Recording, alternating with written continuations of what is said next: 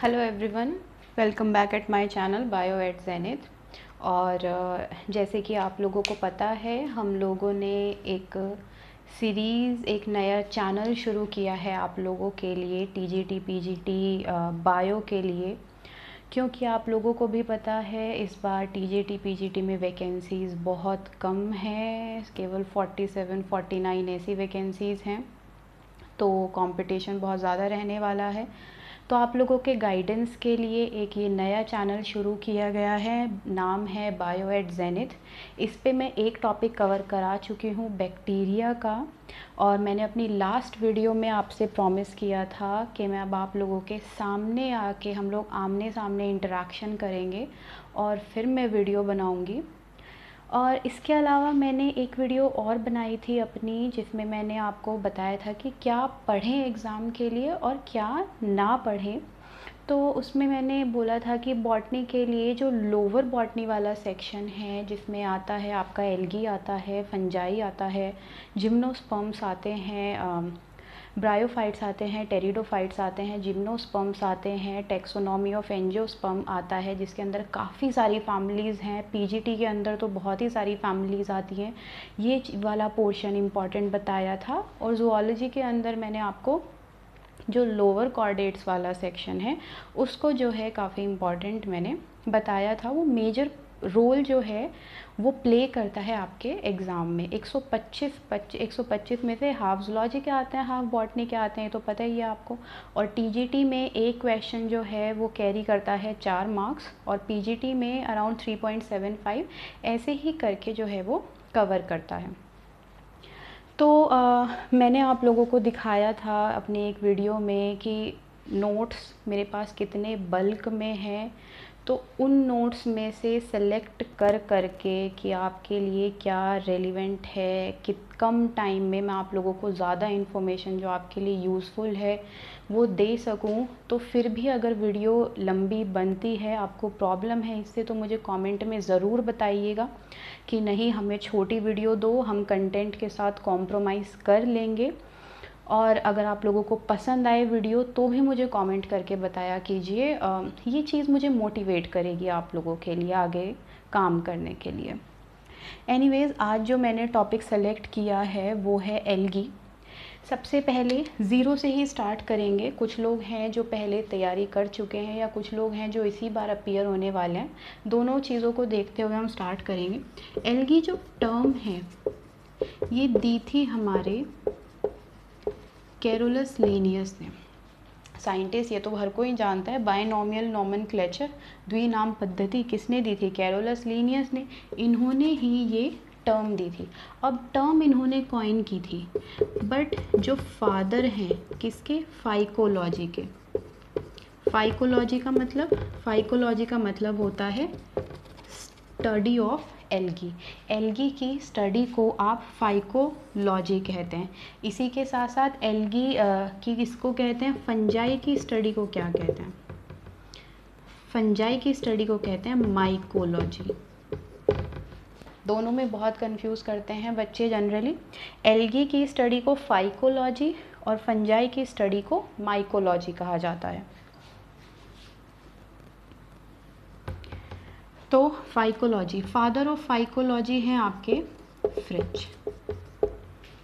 Fritz को आपका father of phycology कहा जाता है। अब दूसरी चीज़ मैं बताने जा रही हूँ, father of Indian phycology. Indian phycology के फादर कहा जाता है MOP अयंगर। MOP अयंगर को आपका जो फादर ऑफ इंडियन फाइकोलॉजी कहा जाता है। और लकीली ये इन्हीं के ही स्टूडेंट थे। ये आपसे कोई नहीं पूछने वाला कि MOP अयंगर किसके स्टूडेंट थे, बस आपकी नॉलेज के लिए कि MOP अयंगर जो हैं वो फ्रिच के स्टूडेंट थे। अब हम करते हैं इसके इंट्रोडक्शन पे बात। आज हम लोग अपनी क्लास में जो कवर करने वाले हैं वो है एल्गी का इंट्रोडक्शन, इसके थैलस का ऑर्गेनाइजेशन, रेंज उसकी, और तीसरा रिप्रोडक्शन आज हम कवर करेंगे। सबसे पहला, एल्गी जो है वो एक क्लोरोफिलस होती है। क्लोरोफिलस मतलब क्लोरोफिल होता है, क्लोरोफिल होता है तो फोटोसिंथेसिस करती है, कोई बड़ी बात नहीं है इसमें। इसकी जो बॉडी है वो थैलस होती है। थैलॉइड टाइप होती है। इसका मतलब क्या है? आप लोगों ने देखा होगा जनरली एल्गी तो आपने जिसे काई हम कह देते हैं, इस तरीके से छोटी छोटी जो है उगी रहती है, पानी में भी आप लोग देखते होंगे। तो थैलस उस बॉडी को कहा जाता है जिसका पूरा का पूरा सिस्टम रूट शूट में डिवाइड ना हो, मतलब ना उसमें रूट हो अलग से, ना उसमें शूट हो, पूरे की पूरी बॉडी जो सिर्फ इस तरीके से एक थैलस फॉर्म में हो, ऐसी बॉडी को हम कहते हैं थैलस। और जो एल्गी होती है वो आपका थैलॉइड फॉर्म में एग्जिस्ट करती है। तीसरा है, एल्गी के लाइफ साइकिल में कोई एम्ब्रियो का फॉर्मेशन नहीं होता। इसका मतलब क्या है? एम्ब्रियो का फॉर्मेशन नहीं होता। क्यों नहीं होता भाई? क्योंकि एल्गी के अंदर होता है zygotic meiosis. Very important, algae के अंदर पाया जाता है जाइगोटिक मियोसिस। नाम से ही पता चल रहा है, जैसे ही जाइगोट बनेगा उसमें क्या हो जाएगा? मियोसिस। और अब माइटोसिस मियोसिस में डिफरेंस तो बच्चा बच्चा जानता है, 7th 8th से पढ़ाया जाता है कि मियोसिस में क्या होता है, 1 से 4 सेल्स बनती हैं, और जो वो सेल्स बनती हैं वो क्या होती हैं? हैप्लॉइड होती है। इसीलिए जो एल्गी का लाइफ साइकिल होता है वो कैसा होता है? हैप्लॉन्टिक। सिर्फ एक पॉइंट से, जाइगोटिक मियोसिस से आपको 3 चीज़ें पता चलती है कि एल्गी के अंदर, जाइगोट के अंदर मियोसिस होता है, इसीलिए इसका जो लाइफ साइकिल होता है वो हैप्लॉन्टिक होता है, और इसी वजह से इसमें एम्ब्रियो का फॉर्मेशन नहीं होता। अब बात आती है, क्या सारी की सारी एल्गी आपकी हैप्लॉन्टिक होती है? आप बोलेंगे मैम हमने तो सुना है कुछ एल्गी डिप्लॉन्टिक भी होती है। बिल्कुल सही सुना है। ये एक क्लास है एल्गी की जिसे हम कहते हैं फियोफाइसी, और कॉमन कहा जाता है इसे ब्राउन एल्गी। ब्राउन एल्गी आपकी एक ऐसी क्लास है जिसमें आपका जो लाइफ साइकिल है वो डिप्लॉन्टिक होता है, और इसका एग्जाम्पल है फ्यूकस। इसका एग्जाम्पल है फ्यूकस एल्गी। इसका जो लाइफ साइकिल है वो आपका डिप्लॉन्टिक होता है। डिप्लॉन्टिक यानी कि डिप्लॉयड स्टेज प्रेजेंट होती है। हैप्लॉयड डिप्लॉयड आई होप आप सब जानते ही होंगे। नेक्स्ट जो पॉइंट आता है, एल्गी के अंदर जो सेक्स ऑर्गन्स होते हैं वो यूनिसेलुलर होते हैं एंड नॉन जैकेटेड होते हैं। जैकेटेड का मतलब वो वाली जैकेट नहीं, ठंड वाली जैकेट नहीं, कवरिंग होता है बेसिकली इस तरीके से। यानी कि इसके जो सेक्स ऑर्गन्स हैं वो यूनिसेलुलर होंगे और नॉन जैकेटेड होंगे, एक्सेप्ट एक एल्गी है। ये एक्सेप्ट जहाँ आ जाता है ना वो खुद ब खुद इम्पॉर्टेंट बन जाता है, एक्सेप्ट कारा। इस कारा एल्गी की यहाँ पे बहुत बार नाम आने वाला है। आप लोगों के लिए एक क्वेश्चन है, इस कारा एल्गी को ऑल्सो नोन एज, इसका एक और नाम है, दूसरे नाम से भी इसको जाना जाता है। आप कमेंट बॉक्स में मुझे बताएंगे कि वो नाम क्या है। नेक्स्ट क्लास में मैं तो बता ही दूँगी, मेरा क्या है, मुझे तो बताना ही है। तो ये हमारा एल्गी का इंट्रोडक्शन, आई होप इसमें सब समझ आ गया होगा आपको। यहाँ कारा की बात छेड़ ही दी है तो कारा के बारे में 2-3 पॉइंट्स हैं वो यहीं पे ही क्लियर कर लेते हैं। आप नाम तो मुझे बता ही रहे हैं, नाम तो मैं नहीं बता रही आपको।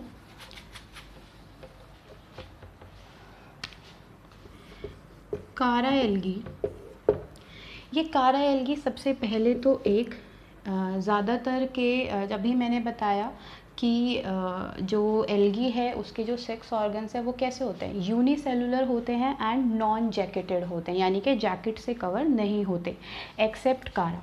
तो इसके जो सेक्स ऑर्गन हैं वो क्या होगा, यूनिसेलुलर नहीं है तो क्या है, मल्टी सेलुलर हैं, और क्या है, जैकेटेड हैं, यानी कि चारों तरफ एक कवरिंग से कवर होते हैं।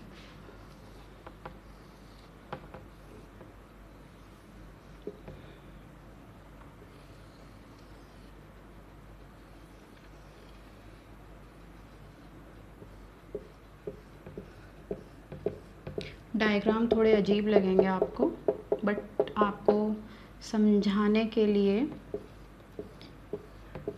इतना चलेगा। ये आपका कारा का जो है एक इसके सेक्स ऑर्गन्स का हुआ है, मल्टी सेलुलर है, दिख रही है, मल्टी सेल्स हैं।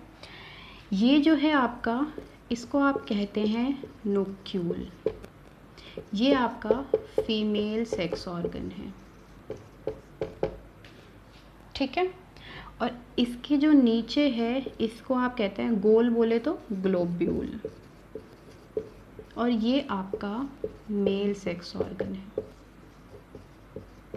कारक में ही बताया जा रहा है। इस ऊपर तो नुक्यूल की पोजीशन क्या है, नुक्यूल यानी कि फीमेल सेक्स ऑर्गन, यानी कि oogoonium कहा जाता है फीमेल सेक्स ऑर्गन को। वो कहाँ होता है, वो हमेशा ऊपर की तरफ होता है, ठीक है। पोजीशन याद रखनी है।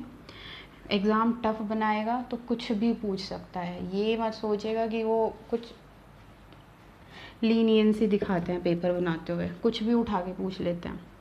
और ये है आपका ग्लोब्यूल, इसकी पोजीशन क्या होती है, नीचे की तरफ होते हैं, मेल सेक्स ऑर्गन है, और इसको आप कहते हैं एंथरीडियम या फिर एंथरीडिया, सिंगुलर और प्लूरल का बात है। एंथरीडियम, oogoonium आपका क्या कहलाता है, नोक्यूल कहलाता है। पोजीशन क्या होती है, अपर होती है। ग्लोब्यूल मेल सेक्स ऑर्गन है और पोजीशन क्या होती है आपकी, नीचे होती है। और इसमें एक स्टार लगा के पॉइंट और ऐड कीजिएगा, मेरे नोट्स में सब कुछ लिखा हुआ है, जो नोट कर रहे हैं वो कर लीजिए, बट नोट्स जब मैं दूंगी उसमें सब कुछ लिखा हुआ है, तो टेंशन लेने की ज़रूरत नहीं है। फ़िलहाल अपने दिमाग में ये चीज़ें सेट कीजिए। इसमें जो वेजिटेटिव रिप्रोडक्शन है वो होता है एमाइलम स्टार्स के थ्रू। नई और अजीब सी जो टर्म्स होती हैं ना, वो खुद ब खुद ही सेंटर ऑफ अट्रैक्शन बन जाती है। एमाइलम स्टार्स के थ्रू वेजिटेटिव रिप्रोडक्शन होता है। ये कुछ नहीं, ये एमाइलम एक स्टार्च की फॉर्म है, स्टार्च की फॉर्म है जो कि एक स्टार की फॉर्म में इसके अंदर मिलती है, उसी चीज़ को एमाइलम स्टार्स कहा जाता है। ये इतना कारा के बारे में कुछ पॉइंट्स हैं, आई होप ये आपको समझ आ गए होंगे। अब नेक्स्ट जो है हमारा topic, that is range of thallus in algae. Range of thallus in algae.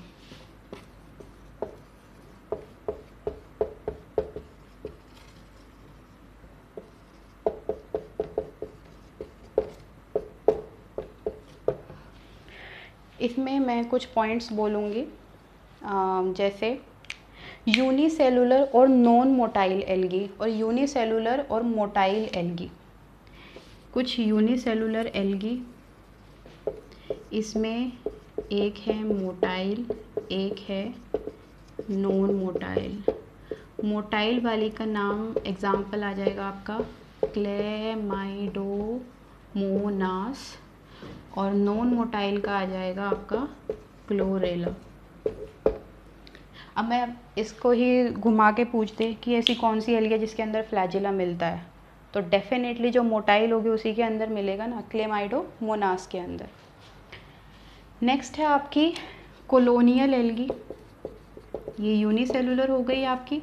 अब है कोलोनियल एल्गी, इसके अंदर हर बच्चों की प्यारी बचपन से पढ़ते हैं वॉल्वॉक्स। ये एक मल्टी सेलुलर एल्गी है, इस तरीके से गोल गोल कोई डायग्राम देखते हैं, उसके अंदर बहुत सारे ऐसे ऐसे ऐसे बने रहते हैं। इस पूरी फैमिली को क्या कहते हैं, दूसरा सवाल आप लोगों के लिए आज। वॉल्वॉक्स की जो कॉलोनी बनती है उसको एक टर्म यूज़ किया जाता है, उसको आप क्या कहते हैं, वेरी इंपॉर्टेंट टर्म। ये आप मुझे कमेंट बॉक्स में बताएंगे। 2 क्वेश्चन हो चुके हैं, एक कारा का दूसरा नाम बताना है आपको, और दूसरा बताना है वॉल्वॉक्स की जो कॉलोनी होती है उसे आप क्या कहते हैं। ओके, तो कॉलोनियल के अंदर एक वॉल्वॉक्स एग्जाम्पल हो गया आपका। दूसरा एग्जाम्पल है यूडोराइना और पेंडोरिना, यूडोराइना और पेंडोराइना। टेंशन लेने की ज़रूरत नहीं है, नोट्स में सब लिखा है, मैं दे दूंगी आपको। नेक्स्ट है नॉन मोटाइल कॉलोनी, ये तो आपकी मोटाइल है कॉलोनियल के अंदर, ये मोटाइल हैं। नेक्स्ट है आपकी नॉन मोटाइल, यानी कि जो चल फिर नहीं सकती। इसके अंदर एग्जाम्पल आएगा आपका हाइड्रोडिक्टियन। हाइड्रोडिक्टियन को एक नाम से और जाना जाता है, that is water net. Water net के नाम से भी हाइड्रोडिक्टियन को जाना जाता है।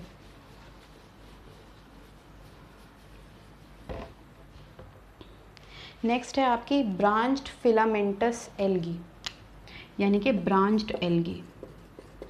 ये सीधा सीधा आता है अब सवाल, किन में से कौन सी वाली ब्रांच्ड एल्गी है, कौन सी वाली क्या है। तो ब्रांच्ड एल्गी के अंदर आपका एग्जांपल आता है क्लेडोफोरा और Polysiphonia. Cladophora and Polysiphonia. Next है आपकी heterotrichous algae, very important, star लगा लेना। हेट्रोट्राइकस एल्गी, यानी कि ये अपनी लाइफ साइकिल में इसकी 2 स्टेज होती हैं। एक स्टेज होती है प्रोस्ट्रेट, हेट्रोट्राइकस का मतलब बता रही हूँ, और एक स्टेज होती है इरेक्ट, यानी कि एक ऐसी स्टेज होएगी इसकी इरेक्ट वाली और एक प्रोस्ट्रेट होती है। हेट्रो का मतलब ही डिफरेंट होता है ना। तो हेट्रोट्राइकस एल्गी यानी कि इसके जो हैं 2 स्टेजेस पाई जाती हैं। इसके एग्जाम्पल है एक्टोकार्पस और फ्रिट्जेला। एक्टोकार्पस तो शायद पूछा भी गया है, एक्टोकार्पस और फ्रिट्जेला। हाँ जी, सही समझा। ये फ्रिट्जेला, ये जो है, ये जो फ्रिज थे इन्होंने ही डिस्कवर की थी, इसीलिए अपने नाम पे उन्होंने जो है इस एल्गी का नाम रखा। और ये जो फ्रिट्जेला है ना, ये एक्वेटिक और टेरेस्ट्रियल एल्गीज के बीच की कनेक्टिंग लिंक है। एक्वेटिक और टेरेस्ट्रियल एल्गी के बीच की कनेक्टिंग लिंक भी कहलाती है कौन सी एल्गी? फ्रिट्जेला एल्गी। नेक्स्ट एल्गी है आपकी साइफिनस एल्गी। साइफिनस algae,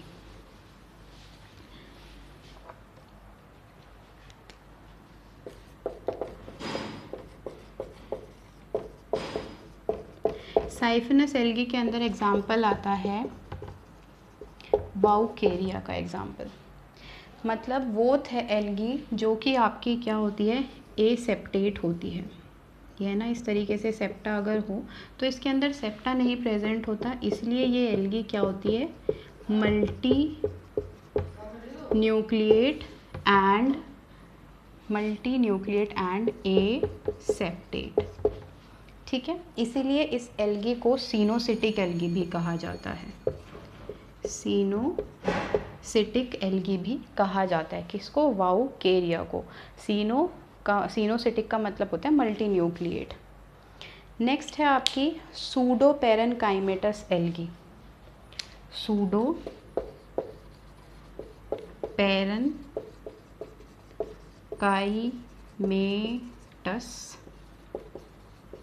algae. इसके अंदर आपके एग्जाम्पल आते हैं, एक यूनी एक्सियल और एक मल्टी एक्सियल। यूनी एक्सियल के अंदर आता है आपका, यूनी एक्सियल यानी कि जो सिर्फ इस तरीके से बनी होगी एक एक्सियल की, और एक पॉली एक्सियल या मल्टी एक्सियल के अंदर आती है आपकी, यूनी एक्सियल के अंदर आएगा बट्रैकोस्पर्मम। इस एल्गी का ना एक बहुत प्यारा सा दूसरा नाम है बट्रैकोस्पर्मम का, बड़ी इंपॉर्टेंट एल्गी है ये। बताएंगे आप? रहने दीजिए, मैं ही बता देती हूँ। फ्रॉग स्पॉन एल्गी भी कहा जाता है बट्रैकोस्पर्मम को। और पॉली एक्सियल का आपका एग्जाम्पल है मल्टी एक्सियल का पॉलीसाइफोनिया।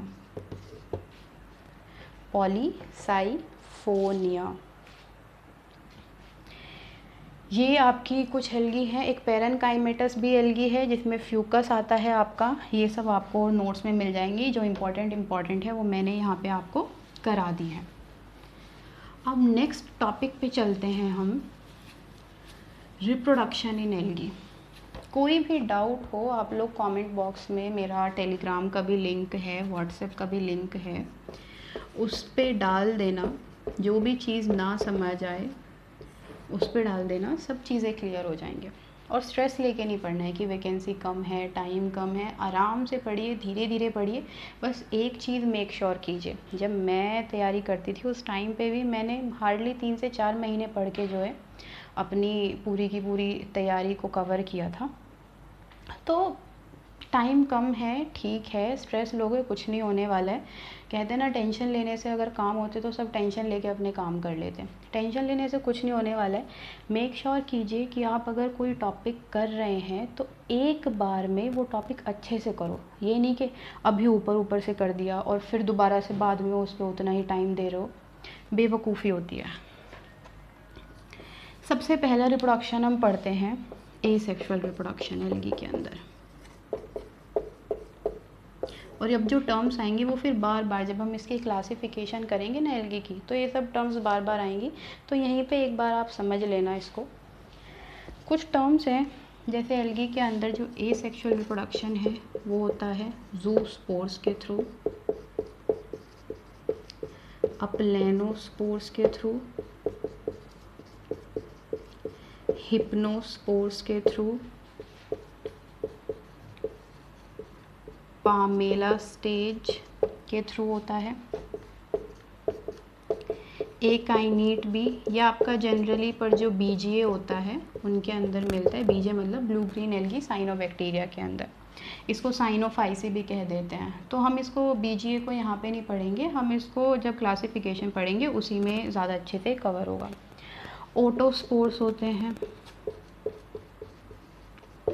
स्टेटोस्पोर्स होते हैं।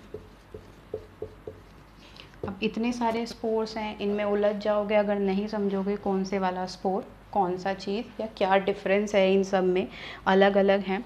तो ज़ूस्पोर, सबसे पहले तो ज़ूस्पोर्स के अंदर आपका सेल वॉल नहीं होती। बात समझ आई? ज़ूस्पोर्स के अंदर आपका सेल वॉल नहीं होती। और ये जो ज़ूस्पोर्स हैं ये जनरली आपके बहुत ज़्यादातर केसेस में हैप्लॉइड होते हैं। ज़ूस्पोर्स आर जनरली हैप्लॉइड, बट एक एक्सेप्शन, और एक्सेप्शन तो इम्पॉर्टेंट एक्सेप्शन है एक्टोकार्पस, उसके अंदर ये डिप्लॉइड होते हैं। तो कौन सी एल्गी के अंदर जो ज़ूस्पोर्स हैं वो डिप्लॉइड होते हैं, तो एक्टोकार्पस के अंदर आपके ज़ूस्पोर्स जो हैं वो डिप्लॉइड होते हैं। ज़ूस्पोर्स जो हैं ये ऊडोगोनियम के अंदर एक इसी में स्टार लगा के पॉइंट है। सबसे पहले तो यूलोथ्रिक्स के अंदर क्वाड्रीफ्लैजिलेटेड होते हैं। क्वाड्रीफ्लैजिलेटेड बताने की ज़रूरत नहीं है, क्वाड्री का मतलब चार, फ्लैजिलेटेड का मतलब चार फ्लैजिला होते हैं। और ऊडोगोनियम के अंदर मल्टी न्यूक्लिएटेड होते हैं। ऊडोगोनियम के अंदर जो ज़ूस्पोर हैं वो कैसे मिलते हैं, मल्टी न्यूक्लिएटेड। और कितने बनते हैं, सिर्फ एक ज़ूस्पोर बनता है ऊडोगोनियम के अंदर। नेक्स्ट है आपका अपलैनोस्पोर्स। अपलैनोस्पोर्स जो हैं ये आपके नॉन मोटाइल होते हैं, पर इनमें सेल वॉल होती है। अपलैनोस्पोर्स के अंदर आपके ज़ूस्पोर्स हो गए। अपलैनोस्पोर्स जो हैं इनके पास आपका सेल वॉल होती है, और ये जो है नॉन मोटाइल फॉर्म होती है, नॉन मोटाइल फॉर्म, और इनके पास सेल वॉल होती है। ठीक है। हिप्नोस्पोर्स क्या होते हैं, जब अनफेवरेबल कंडीशन आ जाती है किसी गैमीट के पास, तो उस टाइम पे वो अपने चारों तरफ एक थिक वॉल बना लेता है, तो उन स्पोर्स को आप कहते हैं हिप्नोस्पोर्स। नेक्स्ट स्टेज है पामेला स्टेज। इस पामेला स्टेज के बड़े सवाल पे आते हैं। पामेला स्टेज कुछ नहीं, जब अनफेवरेबल कंडीशन आती है तो जो बॉडी है एल्गी की वो एक म्यूसिलेजिनस शीट के अंदर, म्यूसिलेजिनस मतलब एक म्यूकस चिपचिपी सी शीट के अंदर बदल जाती है, और उसके अंदर काफ़ी सारी छोटी छोटी इस तरीके से स्टेजेस रहती हैं। तो जब फिर वो बॉडी जैसे ही फेवरेबल कंडीशन आती है वो बॉडी ब्रेक डाउन हो जाती है, और ये जितनी भी चीज़ें हैं, जितनी भी ये स्मॉल फॉर्म्स होती हैं, ये फिर नई एल्गी को गिव राइज करती हैं। ये इसका एग्जांपल है क्लेमाइडोमोनास क्लेनी, वेरी इंपॉर्टेंट।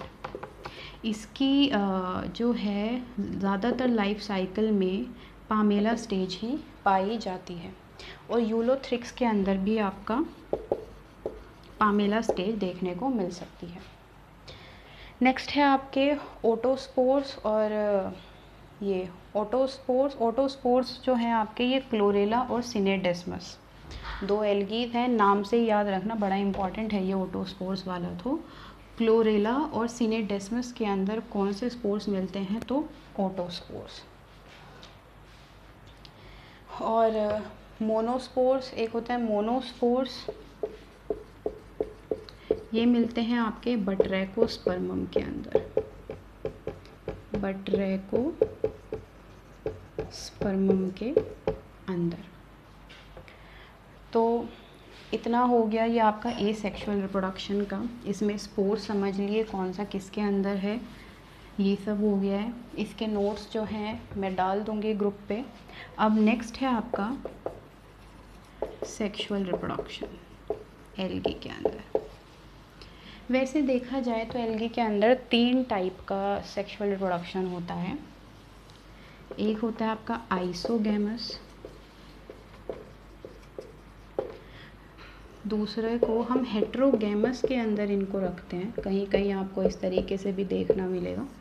उस हेट्रोगैमस के अंदर हम एन आइसोगैमस और ऊगैमस, ये 3 टाइप का रिप्रोडक्शन का, 2 भी कह लो 3 भी कह लो, बट मेनली 3 टाइप का कहा जाता है। सेक्सुअल रिप्रोडक्शन 3 टाइप का एल्गी के अंदर देखने को मिलता है। एक एक करके इन्हें समझते हैं। आइसोगैमस सबसे पहले देखते हैं क्या होता है, नाम से पकड़ने की कोशिश करते हैं। आइसो का मतलब होता है सेम, गैमस का मतलब है गैमीट।